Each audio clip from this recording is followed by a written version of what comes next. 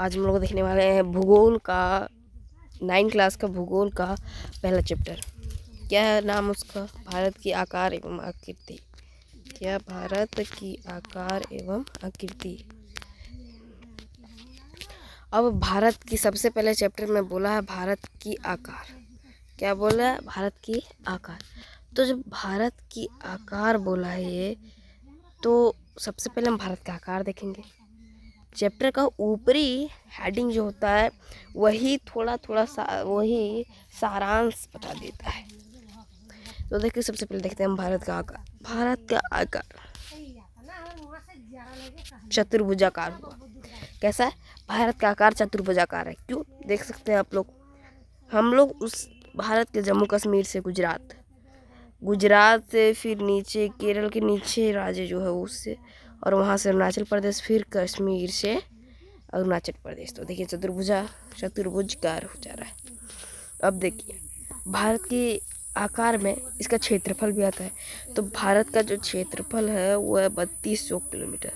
32.8 लाख वर्ग किलोमीटर। 32.8 लाख वर्ग किलोमीटर। अब जो भारत की लंबाई है वो कश्मीर से कन्याकुमारी तक भारत की लंबाई 3214 किलोमीटर है। और यहाँ अरुणाचल प्रदेश से गुजरात से अरुणाचल प्रदेश तक जो है कितना है? 2933 किलोमीटर। इतना है। अब 2933 किलोमीटर। अब जानते हैं आप चतुर्भुज के, ऐसा हमारे बुक में दिया हुआ है, मतलब आपके बुक में दिया हुआ कितना होगा। परंतु आप लोग तो जानते हैंगे, मैथ तो पढ़े होंगे तो पता होगा आप लोगों का चतुर्भुज का क्षेत्रफल क्या होगा? 1/2 इंटू विमाओं का गुणनफल। विमाएँ देखो, ऐसे विमाएँ हो गया। अब आप लोग इसे गुना करके देख सकते हैं कि भारत का क्षेत्रफल सही है या गलत है। और भारत की स्थलीय सीमा है, मतलब ये देखिए मैप है ये, तो ये जो ये है ये मतलब ये पूरा सीमा कितना है? ये सीमा पूरा भारत का 15,200 किलोमीटर है। 15,200 किलोमीटर। ये भारत की सीमा कितनी है? स्थलीय सीमा 15,200 किलोमीटर। यहाँ से अगर शुरू करें फिर और इधर से पूरा आके यहाँ आए तो कितना आता है? 15,200 किलोमीटर। और भारत की समुद्री सीमा कितनी है? भारत की समुद्री सीमा 7,516.6 किलोमीटर है। लक्षद्वीप और अंडमान निकोबार समेत, अर्थात जो इधर लक्षद्वीप है और अंडमान निकोबार है, उनको समेत मिला के जो है सो पूरी कितना होता है? समुद्री सीमा 7,516.6 किलोमीटर। अब हम लोग देखते हैं भारत की स्थिति। तो भारत की स्थिति कैसी है? किसी भी देश की स्थिति जानने से पहले हमें अक्षांश एवं देशांतर की जानकारी होनी चाहिए। अक्षांश रेखाएं वह रेखाएं होती है जो क्या करती है? मौसम को परिवर्तन की दर को बताती है। और देशांतर रेखाएं समय के हिसाब से होता है। तो देखो अक्षांश जो रेखाएं होती है वह पश्चिम से पूरब और पूरब से पश्चिम की ओर गुजरी होती है। ये देखिए ये रेखाएं जो इधर की ओर या फिर इधर की ओर जो रेखाएं गुजरी हुई है ऐसे ये रेखाएं हैं अक्षांश रेखाएं। कैसी है? कौन सी रेखाएं? अक्षांश रेखाएं हैं। अब ये रेखाएं देख सकते हैं आप जो इधर से इधर ऐसे गुजरे हैं, ये है देशांतर रेखाएं। ये देशांतर रेखाएं जो होती है 180 डिग्री तक होती है, और जो अक्षांश रेखा होती है वो 90 डिग्री की होती है। सबसे अधिक 90 डिग्री की होती है। अब जो अक्षांश रेखा की संख्या है वह 181 है और देशांतर रेखा की संख्या 360। और अक्षांश रेखा जो होती है, ये देखिए ये अक्षांश रेखा है। अब ये अक्षांश रेखाओं के बीच की जो दूरी होती है, प्रत्येक की दूरी कितनी होती है? 111 किलोमीटर। क्यों? प्रत्येक के बीच उतनी ही दूरी है, प्रत्येक दो अक्षांश रेखाओं के बीच 111 किलोमीटर की दूरी होती है। तो 111 किलोमीटर जब प्रत्येक की दूरी होती है, प्रत्येक स्थल पर प्रत्येक स्थान पे इसकी दोनों बीच की दूरी कितनी होती है? 111 किलोमीटर।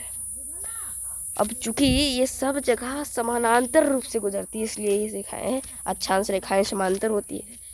याद रखें, ये दोनों रेखाएं काल्पनिक रेखाएं हैं, इसे कल्पना किया गया है इन रेखाओं का। परंतु जो देशांतर रेखा है उनका वो समांतर नहीं होते। देशांतर रेखाएं समांतर नहीं होती, इनके बीच की दूरी कुछ, इनके बीच की दूरी कुछ हो सकता है अलग अलग, पर इनकी जो होती है एक बात होती है, इन प्रत्येक अक्षांश रेखा नहीं सॉरी प्रत्येक देशांतर रेखा के बीच सूर्य की प्रकाश को जाने में 4 मिनट का समय लगता है। जैसे कि यहाँ भी सूर्य का प्रकाश है, या इस अक्षांश रेखा तक नहीं देशांतर रेखा तक, अभी इस देशांतर रेखा कि यहाँ तक पहुँचने में उसे 4 मिनट का समय लगता है। मतलब प्रति देशांतर रेखा उसे 4 मिनट का समय लगता है, 4 मिनट का समय लगता है। अब हम लोग देखते हैं भारत की आकार एवं भारत की स्थिति। तो भारत की स्थिति कैसी है? भारत की स्थिति इधर से ये यहाँ से जो गुजरी, यहाँ और यहाँ और यहाँ और यहाँ, इस प्रकार की है। परंतु ये जो है ये दोनों अक्षांश रेखाएं ये दोनों अक्षांश रेखाएं और ये दोनों देशांतर रेखाएं, ये दोनों अक्षांश रेखाएं, ये दोनों देशांतर रेखाएं। अब देखो, अब इन देशांतर रेखाओं और अक्षांश रेखाओं का नाम क्या है? सबसे पहले ये सबसे निचला यानी कि सबसे दक्षिणी अक्षांश रेखा का नाम क्या है? देखो सबसे पहले यहाँ देखो, ये है नॉर्थ, उत्तर इधर है, उत्तर इधर है, इधर पूरब है, इधर पश्चिम है और इधर लास्ट है वेस्ट यानी कि दक्षिण, सॉरी वेस्ट बोल रहे हैं हम, साउथ। इतनी। अब इधर देखो साउथ, इधर नॉर्थ, इधर ईस्ट, इधर वेस्ट। तो जो भारत की सबसे दक्षिणी सबसे साउथर्न जो अक्षांश रेखा का नाम क्या है?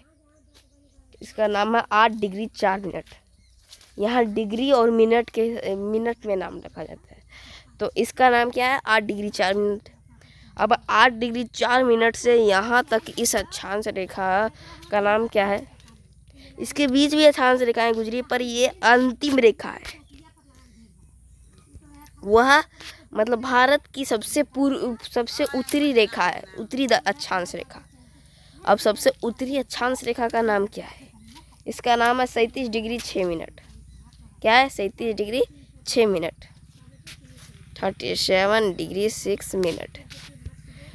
अब देशांतर रेखाओं पर आते हैं। सबसे पूर्वी देशांतर रेखा का नाम क्या है? सबसे जो ये पूर्वी देशांतर रेखा है इसका नाम क्या है?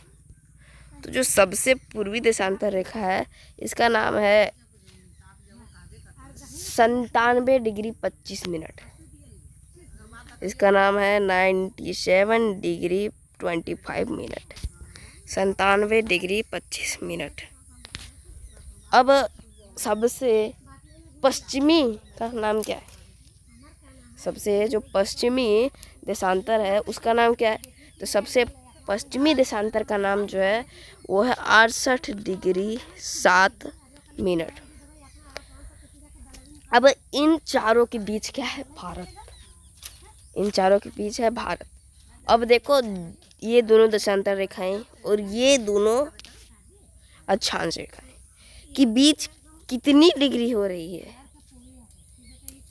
तो इन दोनों के बीच लगभग 30 डिग्री का अंतर है। अक्षांश दोनों ये दोनों अक्षांश और ये दोनों देशांतर के बीच कितनी है? 30 डिग्री का अंतर है दोनों के बीच। परंतु फिर भी क्या होती है? परंतु फिर भी ये जो होती है भारत इधर गुजरात से अरुणाचल प्रदेश तक जो होती है वह छोटी दिखाई पड़ती है। इसके मुताबिक छोटी दिखाई पड़ती है। अब जो है सो भारत चारों तरफ से इन रेखाओं का नाम हम लगातार लेते हैं। सबसे पहले सबसे पूर्वी मान लेते हैं। सबसे पूर्वी देशांतर रेखा का नाम है 97 डिग्री 25 मिनट। सबसे पश्चिमी का नाम है 68 डिग्री 7 मिनट देशांतर का। अब सबसे उत्तरी अक्षांश का नाम क्या है? सबसे उत्तरी अक्षांश का नाम है 37 डिग्री 6 मिनट। और सबसे दक्षिणी देशांतर का नाम है 8 डिग्री 4 मिनट। ये आप नोट कर लीजिएगा। और बता चुके हैं हम कि भारत की जो लंबाई है वो कितनी है, 3214 किलोमीटर, और ये 2933 किलोमीटर। अब भारत जो है वह उसमें कई प्रकार के आकार आकृतियाँ पाई जाती हैं। जैसे यहाँ देखिए, ये जो है ये भाग पर चीन अबर बोल रहा है कि ये मेरा है। अब इसको तो कब्जे में ले लिया चीन ने, अब बोल रहा है ये भी मेरा है। चलिए हम उन बातों को छोड़ते हैं। अभी भारत की जो आकार है वह कितनी बड़ी है? क्वेश्चन टाइम है ये। 32.8 लाख वर्ग किलोमीटर।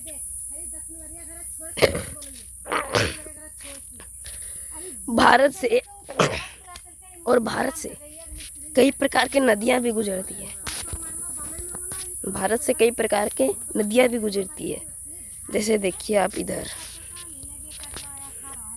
इसमें देखिए, भारत में सबसे पहले जब अखंड भारत था, तब क्या, तब इधर से पूरा इधर तो समुद्र में क्या रहेगा, इधर यहाँ पूरा पाकिस्तान अपना, ये तो इधर था ही, बांग्लादेश भी अपना, म्यांमार भी अपना, अफगानिस्तान उधर बाहर भी अपना, और ये नेपाल भी अपना, सब था अपना।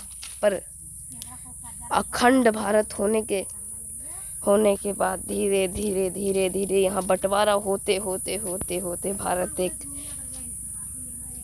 छोटा हो गया। पहले भारत भी बहुत बड़ा था, परंतु अब यह पहले के तुलना में छोटा हो गया। जो भारत है, पहले अभी भारत की सबसे बड़ी नदी कौन है? सबसे लंबी नदी और सबसे बड़ी नदी गंगा नदी। कौन सी? गंगा नदी।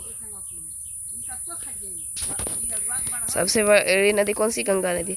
लेकिन जब अखंड भारत थी तब कौन सी नदी थी? जब अखंड भारत थी तो भारत की सबसे लंबी नदी जो थी वो थी सिंधु नदी। क्या थी? सिंधु नदी, जो कि सबसे पहले तो निकलती है तिब्बत के समीप जो है एक मानसरोवर झील है, इसी के सामने से निकलती है। और यहाँ से निकलती है सो पहले यहाँ से निकलती है तो ये जम्मू और कश्मीर में बहते पाकिस्तान में चली जाती है। और ये लगभग इसका आधा से ज़्यादा भाग पाकिस्तान में ही बहता है, जो कि पहले पाकिस्तान अखंड भारत में हमारा था। तो पाकिस्तान हमारा था तो ज़्यादा से ज़्यादा भाग पाकिस्तान में, थोड़ा भाग चीन में बहता है। परंतु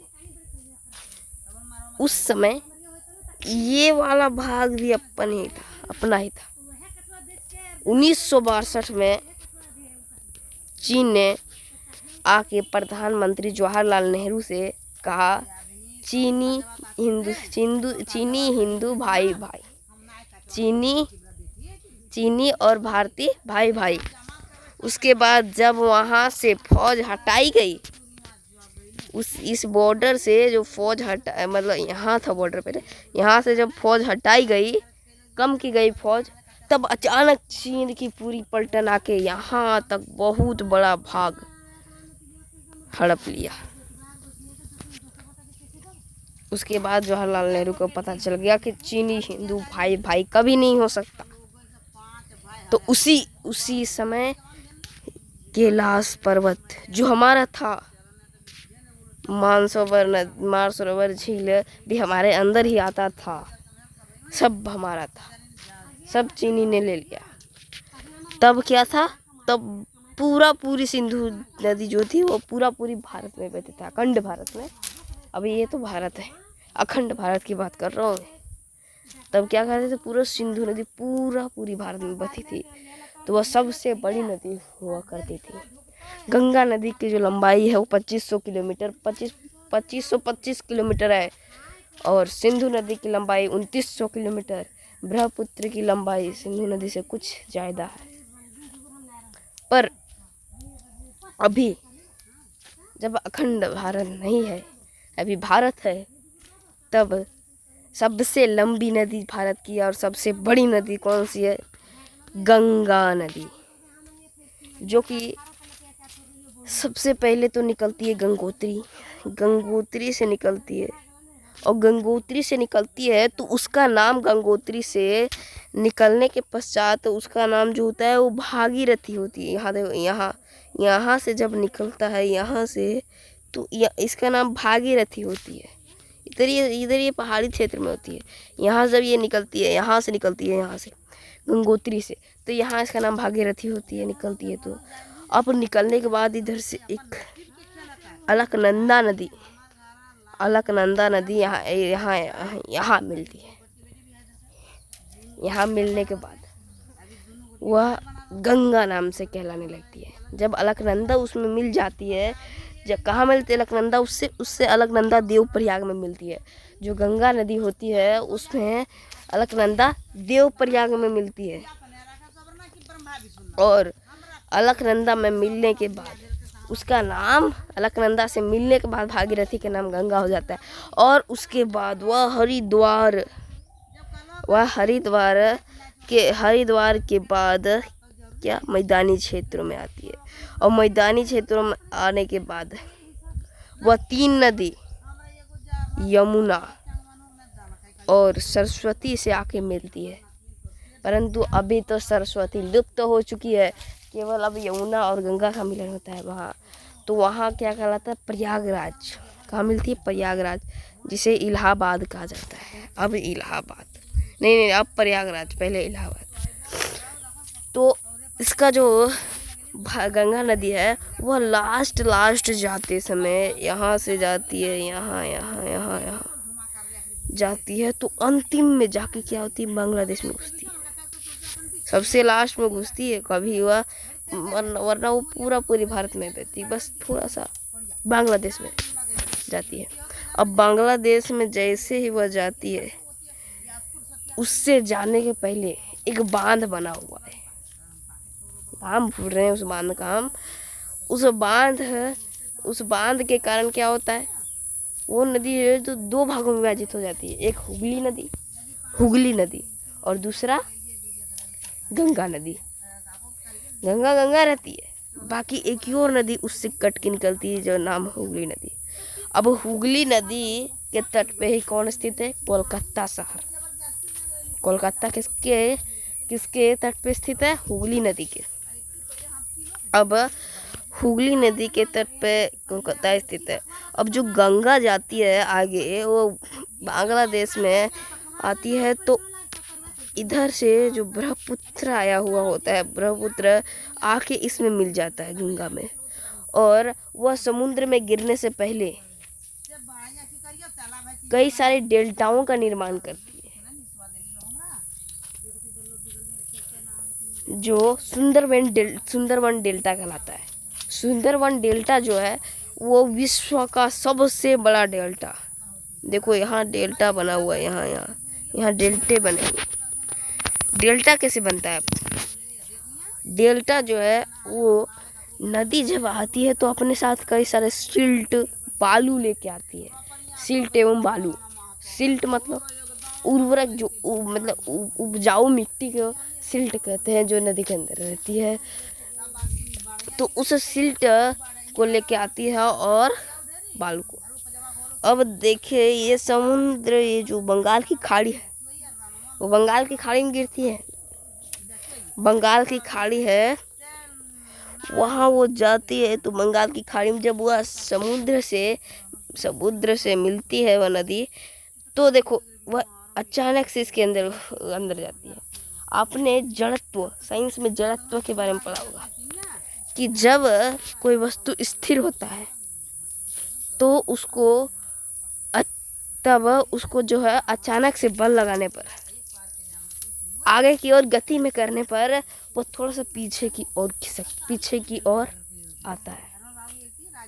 तो उसी प्रकार देखो ये जो गंगा नदी और ब्रह्मपुत्र नदी का मेल है, वह जैसे आती है बंगाल की खाड़ी में वह स्थिर होता है।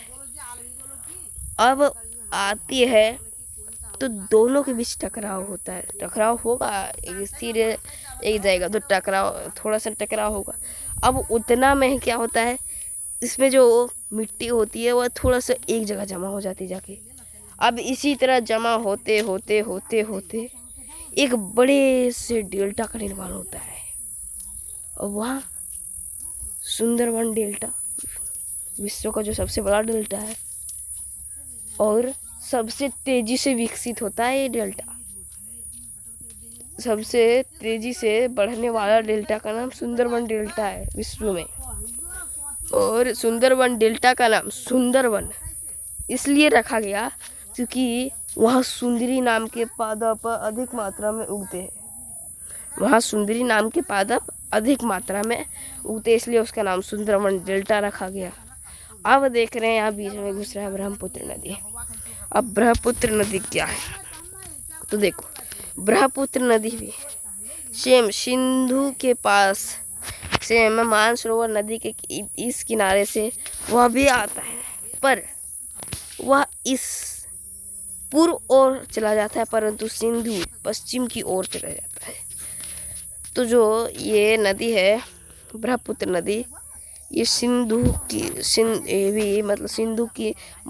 जो मानसरोवर सिंधु के बगल, सिंधु जो है मानसरोवर के बगल से निकलती है, उसी प्रकार ये भी बगल से निकलता है, पर वह इस साइड से निकलता है, वह इस साइड से निकलता है, पर सिंधु उस साइड से निकलती है, और सिंधु उसी साइड चली जाती है, और ये इसी साइड आ जाता है। और ये धीरे धीरे धीरे धीरे धीरे धीरे इधर देखो बर्फ होगा, पहाड़ी क्षेत्र में बर्फ है ना यार, तो देखो इधर बर्फ है, तो बर्फ में धीरे धीरे धीरे धीरे आते थे। इधर तो इसको बालू नहीं मिलेंगे, ना ही सिल्ट मिलेंगे, क्योंकि बर्फ में क्या मिलेंगे इसको, बर्फ नहीं है तो यहाँ पत्थर है, पथरीले पथरीले। अब पथरीले में क्या मिलेंगे, पथरीले में ना ही मिट्टी मिलेगी, बालू कुछ कुछ मिल जाएंगे, बस उतना ही। अब जो है ब्रह्मपुत्र नदी वह इधर की ओर आती है और इधर से असम में घुसती है, यू टर्न लेती है। अंग्रेजी का यू अच्छा होता है ना, तो इधर घुस जाती है, तो वो यू टर्न लेके असम में घुसती है, और असम में जहाँ घुसती है वहाँ गोर्ज का निर्माण करती है, गोर्ज का निर्माण करती है। उस गोर्ज जो होता है उसमें उसके आसपास संगमरमर के पत्थर होते हैं, संगमरमर के पत्थर हैं, जहाँ पे वह गुजरती है तो उस संगमरमर के पत्थर को काट नहीं पाती है, तो वह उसके अंदर ही धंस जाती है। तो देखो संगमरमर के पत्थर इधर इधर लगे हुए हैं, इधर इधर पूरे लगे हुए हैं, अब बीच में रास्ता खाली, अब इधर से गुजरती तो ये गहरा कर देती है इसको, और अधिक गहरा कर देती है, क्योंकि इसे यह ज़्यादा काट नहीं पाती है, तो ये पूरा इसको गहरा कर देती है। अब जब इसको पूरी तरह से गहरा कर देती है और फिर लगभग जो संगमरमर का पत्थर है वह ऊंचा हो जाता है और नदी पूरी नीचे से गुजरती है, जहाँ इसकी धारा की तेज़ी काफ़ी होती है, क्योंकि वह पतली संकरी जगह से निकल रही है।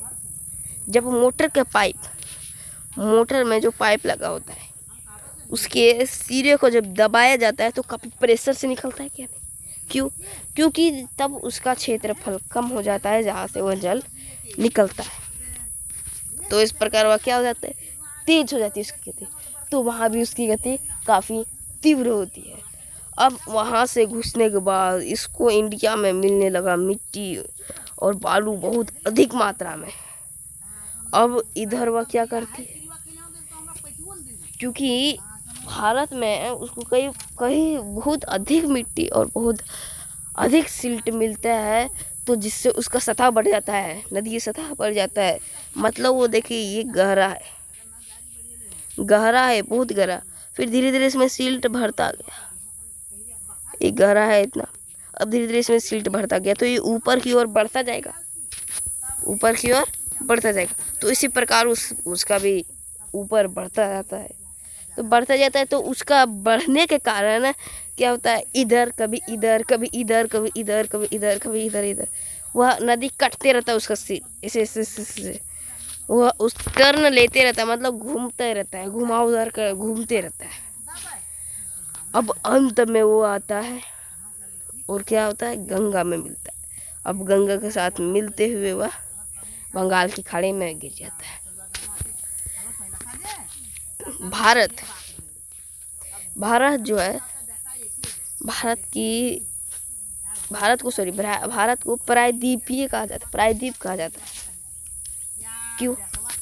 भारत 3 ओर से महासागरों से घिरा है, बाकी एक और केवल स्थल है।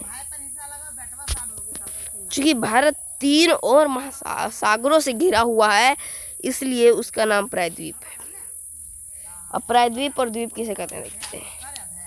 द्वीप उसे कहते हैं जो चारों ओर समुद्र के जल से घिरा हो।